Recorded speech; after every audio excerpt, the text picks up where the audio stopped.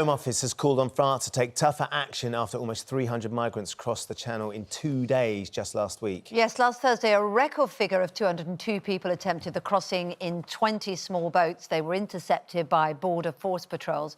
And our correspondent, Jonathan Swain, is on a boat in the English Channel. Jonathan, you spotted at distance some attempted crossings earlier on.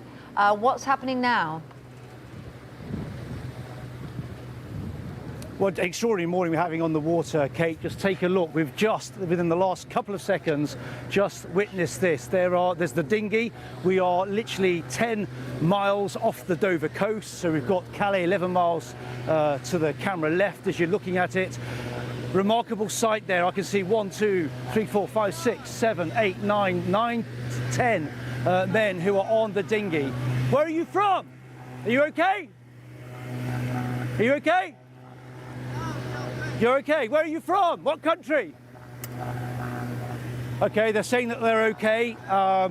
The Coast Guard, bizarrely earlier on, they saw them in the water and then took a detour, the French Coast Guard, and started heading back to the port of Calais. You can see that they are, this is a relatively calm day, I have to say, on the English Channel, but you can still see there is still a bit of a swell here. I'd certainly not want to be on that boat. They saw us initially, then they saw the camera, and then they steered away from our course. There is, though, about a mile or so behind us, the Border Force Seeker vessel as well. The communications has gone out on the Channel that this migrant boat has been spotted. We've informed them, so maybe shortly that the Border Force Seeker boat will come and assist them. But at the moment, of course, they don't look to be in any trouble or in any distress. But Kate and Ben, when we've seen it on pictures, Jonathan, I don't know whether you can see it from where you are. But Jonathan, I don't know whether you can see it from where you are, but when the camera zoomed in, we could see the boat was sitting very low in the water. They were all looked quite wet, and in fact, somebody on the left-hand side, on the port, was bailing out, sort of anxiously bailing out water. So, you can see that actually, I don't think that boat is meant to hold that many people, is it? It's not, Kate, no. I mean, they would have left at sort of first light this morning on the coast of Calais. These are men that would probably have paid, say £5,000 or £6,000 to get on board that boat. We've just sort of eased off our wash now. We're going to obviously stay in the vicinity. There are strict rules here. We can't intervene at this stage. Yes, so I can just see that now, Kate. Yep, them bailing out the water. Matt, just keep the engines down. So we're going to keep an eye on this, and obviously if they get into further distress, then we have perhaps it's a bit of a grey area, but then of course you have you have to then perhaps intervene. But as I say, we have informed the Coast Guard, Border Force are in the water this morning. They're literally just about a mile or so away. Are you guys okay? Okay? Yeah, you okay? Yeah. But they seem to be okay,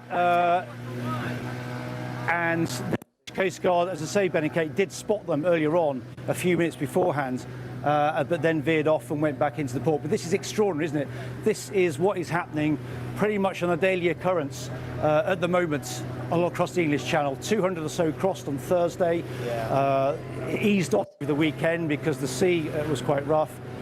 But the weather has picked up, and you can see, I mean, just an extraordinary sight. We're happy just to shadow, I think, the boat for the moment, just to make sure that they're not in any distress, Ben and Kate. And you got a sense, actually, Jonathan, when your cameraman went to the back of the boat, the huge tanker that was crossing through the channel. It's one of the busiest channels, isn't it, for maritime transport, and they are sort of entering into the centre of that.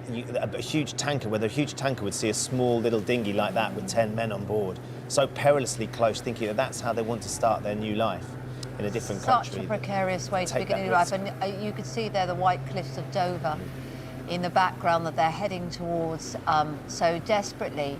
Jonathan, what will happen to them?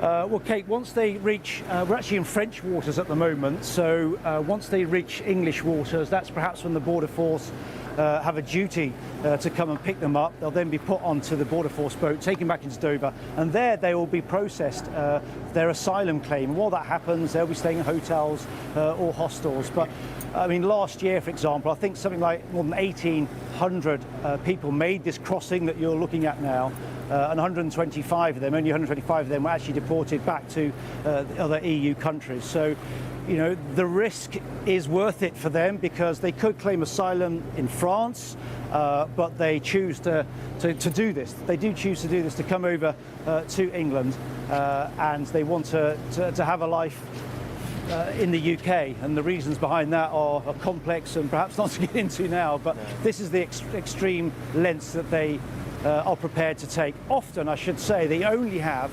enough fuel, they're given just enough fuel by the smugglers on the other side just to get them into the English waters. I don't know, Rav, if you can just pan the camera around now, then you're talking about cargo ships.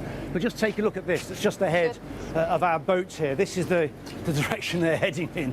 A huge cargo ship in the middle of the channel. I mean, it is like literally running around the M25, you know, walking across it in the middle of rush hour. That's how extreme it is here.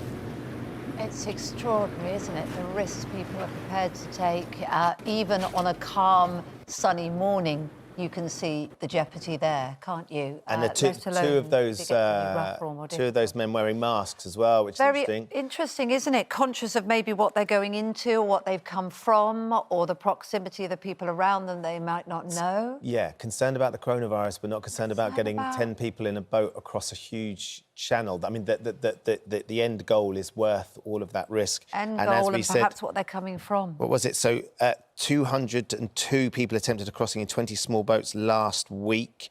300 migrants 2 days last week as well got across. And we've seen one this morning. You wonder how many boats are trying to do it through the middle of the night and are getting over without being helped, without being caught. And it's a long strip of coast. Or supported, it is.